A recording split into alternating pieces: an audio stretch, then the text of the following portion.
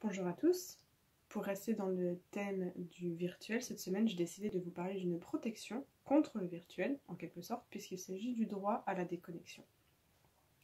Ce droit à la déconnexion est inscrit dans la loi travail française, ou loi El Khomri, du nom de la ministre du Travail qui l'avait faite passer, datée du 8 août 2016.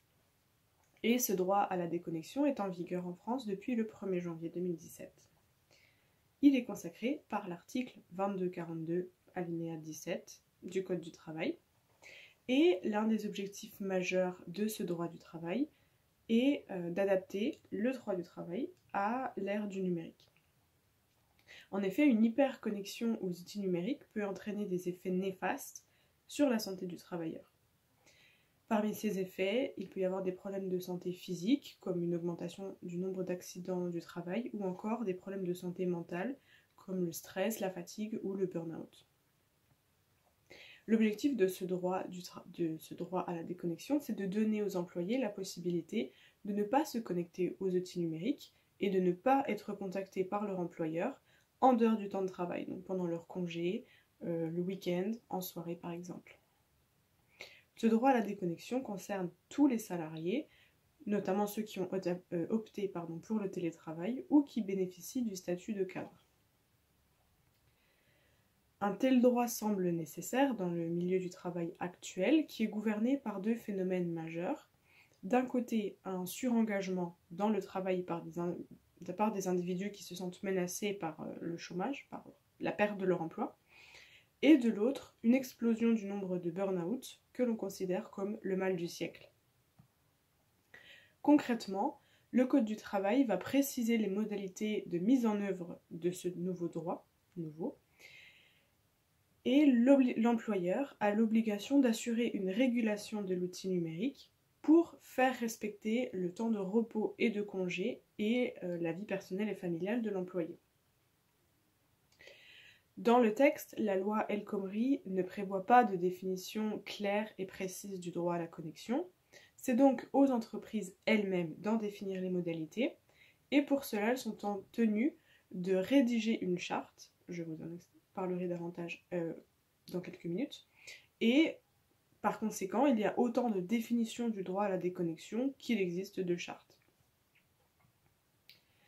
Donc puisque le droit à la déconnexion est en vigueur depuis le 1er janvier 2017, ce droit fait partie des sujets abordés par les entreprises lors des NAO, négociations annuelles obligatoires, sur la qualité du travail en vue de parvenir à un accord. Ça concerne toutes les entreprises de plus de 50 salariés et en absence de négociation de NAO, une charte doit être élaborée après l'avis du comité économique et social de l'entreprise. L'objectif est donc de définir les modalités d'exercice de ce droit à la déconnexion. Et cette négociation doit permettre de mettre en application des actions de formation et de sensibilisation pour un usage raisonnable des outils numériques. Et cette sensibilisation doit intervenir auprès des salariés, de la hiérarchie et des dirigeants, tout le monde. Pourtant, la loi El Khomri ne prévoit pas d'obligation d'aboutir à un accord après les NAO, ni de sanctions, si ce n'est pas le cas, mais l'employeur peut être sanctionné s'il n'a pas respecté cette obligation de mener des négociations. Donc, on doit négocier, mais on n'est pas obligé de parvenir à un accord, concernant la qualité de vie au travail, ou si l'employeur ne respecte pas la durée du repos du salarié, à savoir 11 heures entre la fin de la journée et le début de la suivante, ou s'il ne respecte pas les congés de l'employé. Je vous le disais, cela concerne majoritairement les entreprises de plus de 50 salariés. Donc, ces négociations doivent être menées dans ce genre d'entreprise. Donc les plus petites entreprises ont moins de contraintes, mais devront établir cette charte. Et du coup, il y aura autant de chartes que d'entreprises. Parlons maintenant du contexte sanitaire actuel. La seconde vague de la pandémie du Covid, ou la grande vague étendue, appelons-la comme on le veut, impose des nouvelles mesures de confinement et une généralisation du télétravail. Depuis le début de la pandémie, le télétravail a augmenté de près de 30% en Europe, d'après les chiffres du Parlement européen. Ces chiffres devraient rester élevés, voire encore augmenter. Et d'après une étude, les personnes qui travaillent régulièrement à domicile sont 2 fois plus susceptibles de travailler au-delà du maximum de 48 heures par semaine, ce qui est déjà énorme, alors que les personnes qui travaillent dans les locaux de leur employeur sont beaucoup moins susceptibles.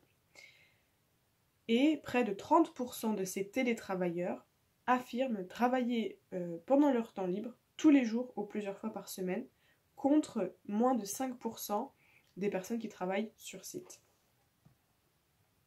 Donc dans ce contexte, le droit à la déconnexion est évidemment revenu sur le devant de la scène, et il a même fait l'objet d'une mention dans le guide du travail publié par le gouvernement français en 2020. Ce texte a précisé comment améliorer les conditions de télétravail dans les entreprises après la fin du premier confinement début mai 2020. Et ce texte rappelle que l'employeur doit définir précisément les plages horaires pendant lesquelles le salarié doit être disponible. Et donc les télétravailleurs restent protégés par le droit à la déconnexion et aussi à une durée légale de travail définie.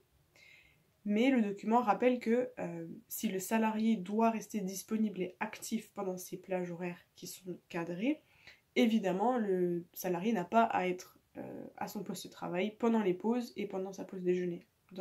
À ces moments-là, évidemment, il n'est pas joignable.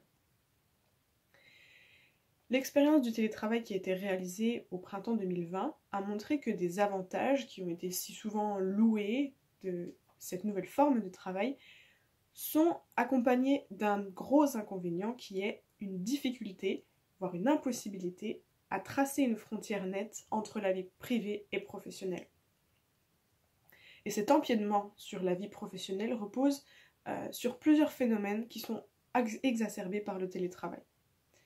D'abord, beaucoup vantaient l'avantage du télétravail car les horaires devenaient plus souples et les salariés pouvaient organiser leur journée un peu de manière plus flexible. D'ailleurs, les salariés qui avaient des enfants, des fois, pouvaient fractionner leur journée, s'absenter pour aller chercher leurs enfants à l'école, puis continuer à travailler plus tard dans la soirée. Mais ce mode de fonctionnement a entraîné une perte de la notion du temps, qui est encore plus prononcée en période de confinement, où la restriction des activités donne lieu, de manière générale, à une perte des repères. Et finalement, le travail devient le centre de la vie des personnes confinées. Ensuite, deuxième problème, c'est que les salariés sont de plus en plus sollicités. Puisque ces salariés travaillent à distance, il a fallu se mettre à utiliser de nouveaux outils avec lesquels ils n'étaient encore pas familiarisés. Et en plus de gérer des modes de communication traditionnels comme les emails, les appels, etc., ces employés vont devoir apprendre à utiliser de nouveaux instruments, Zoom, Google Teams, j'en passe. Donc cette multiplication des voies de communication va se traduire par une plus grande attention qui est requise de la part des employés. Puisque maintenant j'ai bien planté le cadre, planté le décor, quelles sont les possibilités pour y remédier, pour lutter contre cette surconnexion ? Eh bien, il faut repenser la façon de travailler, et notamment l'outil numérique. Il faut passer par de la pédagogie, autant envers le salarié que vers l'entreprise.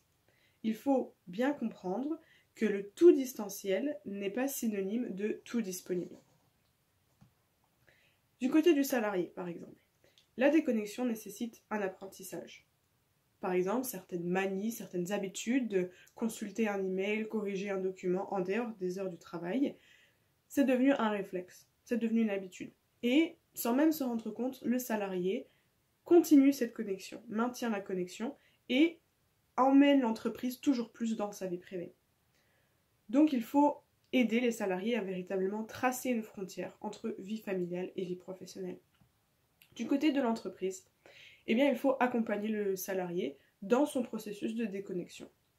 Il faut un suivi personnalisé qui permettrait à chaque travailleur d'adapter ses horaires à sa situation personnelle, par exemple, si la personne a des enfants.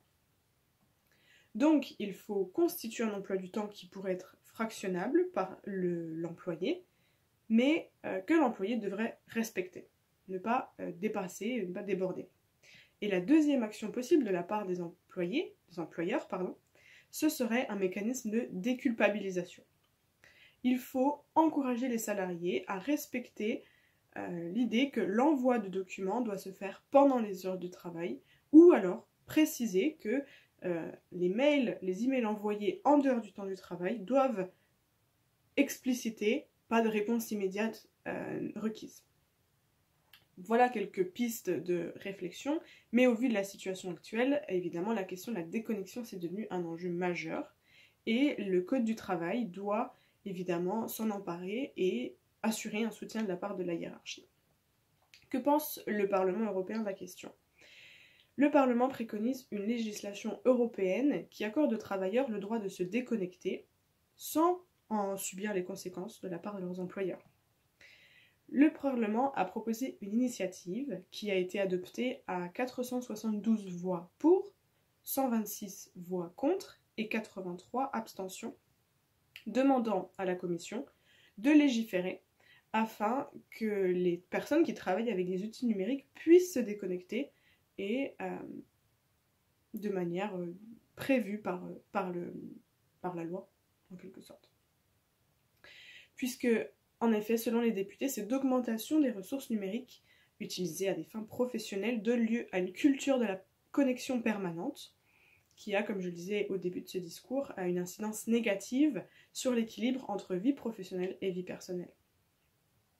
Certes, le travail à domicile, le télétravail, a permis de sauver de nombreux emplois et de nombreuses entreprises pendant la pandémie, mais toutes ces longues heures de travail et davantage d'exigences sur les employés entraînent une augmentation de l'anxiété, de la dépression, du nombre de burn-out et autres problèmes de santé physique et mentale chez les employés. Donc, en somme, les députés européens estiment que le droit à la déconnexion est un droit fondamental et qui permet aux travailleurs de ne pas s'engager dans des tâches professionnelles comme les appels, les emails, etc., pour récapituler, notamment pendant leurs vacances ou pendant leurs congés. Les États membres se sont vus encouragés à prendre toutes les mesures nécessaires pour que les travailleurs puissent exercer ce droit, notamment avec l'aide des partenaires sociaux, qui doivent veiller, ces partenaires sociaux, ces syndicats, à ce que les travailleurs ne fassent pas l'objet de discrimination, de critiques, voire de licenciements, s'ils font valoir leur droit à la déconnexion. Pour conclure, c'est donc une véritable question de société qui se pose puisque nous sommes tous surconnectés et c'était déjà le cas avant la pandémie, mais ça a été exacerbé par la pandémie. À mon humble avis, je pense que préserver un équilibre dans nos vies et assurer que notre santé mentale et rester sain d'esprit est crucial en cette période vraiment compliquée. Donc j'espère sincèrement qu'en 2021, nous pourrons retrouver le chemin des bureaux, des espaces de travail partagés, des cabines d'interprétation, et j'espère personnellement pouvoir enfin désinstaller Zoom de mon ordinateur pour libérer de l'espace dans mon disque dur et dans ma vie. Merci de votre attention.